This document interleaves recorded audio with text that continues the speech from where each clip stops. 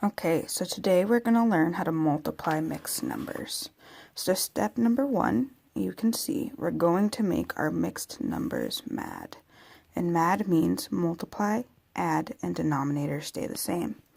So we're going to be multiplying 3 3/4 by 2 1/2. So we're going to rewrite that down here, 3 3/4 times 2 1/2. And going to change colors here. We are going to multiply our denominator by our whole number and then add that number to our numerator. So 4 times 3 is 12 plus 3 is 15, and then our denominator stays the same, so that's going to be 15 over 4. And we're going to do the same thing over here to our second mixed number. So 2 times 2 is 4, plus 1 is 5. So we have 5, and then our denominator stay the same, 5 over 2. Then our next step is we're going to see if we can simplify our numbers. And I don't believe we can with this problem, but we'll do another one. So, does 4 go into 5 equally? No. Does 2 go into 15 equally? No. So we are just going to multiply straight across. So 15 times 5 is going to be 75. Over 4 times 2 is 8. Then our last step is to turn our mixed number, or turn our improper fraction back into a mixed number, because we can't just leave 75 over 8. So one way you can do that is top in the box. And what that means is the top of our fraction is 75. So we'll write that here. And then we're going to put our box, which is our division symbol. And then 8 is going to go on the outside. So how many times does 8 go into 75?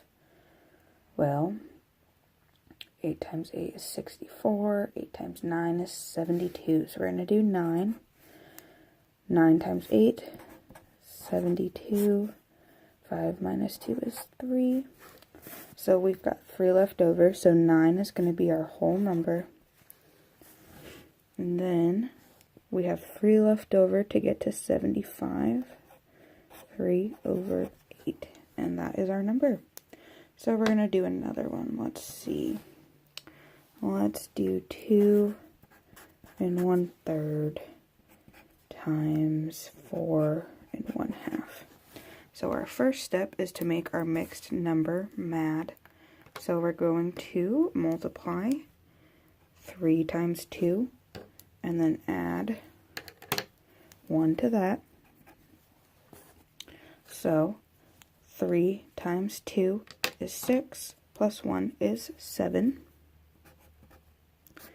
over 3, because our denominators stay the same. And then we have 4 times 2 plus 1. So 4 times 2 is 8 plus 1 is 9. So we have 9 over 2 that we're going to multiply. Now this is where our step number 2 is going to come in handy. We're going to see if we can simplify beforehand. So does 2 go into 7? No. But 3 goes into 9.